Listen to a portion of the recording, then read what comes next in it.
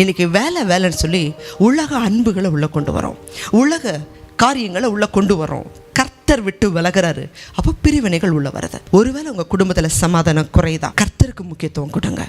கர்த்தர் வீட்டை கட்டாராகில் கட்டுகிறவருடைய பிரயாசம் விரதா. ஆண்டவரை தேடுங்க. ஆண்டவரே, என் குடும்பத்தில் சமாதானம் குறையக்கூடாது, அன்பு குறையக்கூடாது, ரட்சிப்பு உண்டாகணும்.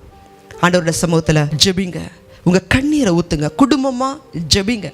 சங்கீதம் 128:1 வாசிக்கிறோம், கர்த்தருக்கு பயந்து அவருடைய வழிகளில் நடக்கிறவன் எவனோ அவன் பாக்கியவான். உன்னுடைய கையின் பிரயாசத்தை நீ சாப்பிடுவ, உனக்கு பாக்கியமும் நன்மையும் உண்டாகும்.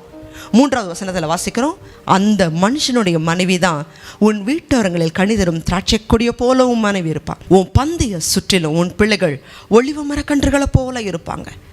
தெய்வஜனமே, கர்த்தருக்கு உங்கள் வீட்டில் முக்கியத்துவம் கொடுத்தீங்கன்னா, உங்கள் வாழ்க்கையில் முக்கியத்துவம் கொடுத்தீங்கன்னா, கணவன் மனைவிக்குள்ள தேவன் பிரிவு வராதபடி அவர் வேலியடைத்து பாதுகாப்பார்.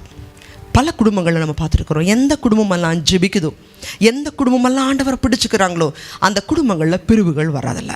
எந்த குடும்பத்தில் ஆண்டவருக்கு முக்கியத்துவம் கொடுக்கறது இல்லையோ அங்கே தான் பிசாசு உள்ள நுழையிறான். தேவஜனமே, இன்றைக்கி ஒரு தீர்மானம் பண்ணுங்க. ஆண்டவரே, நீங்கள் என் வீட்டை கட்டுங்கப்பா, என் குடும்பத்தை கட்டுங்க. முதல்ல ஜெபம், 2வது அன்பு. எந்த வீடுகளெல்லாம் சுயநலம் எழும்புதோ அங்கே எல்லாம் பிரிவு வரும். அன்பு சகலத்தையும் தாங்கும். அநேகர் ஜெபிக்கிறாங்க, ஆனால் அந்த கிரியையில் ஆவியின் கனிகளை காட்டுறதில்ல.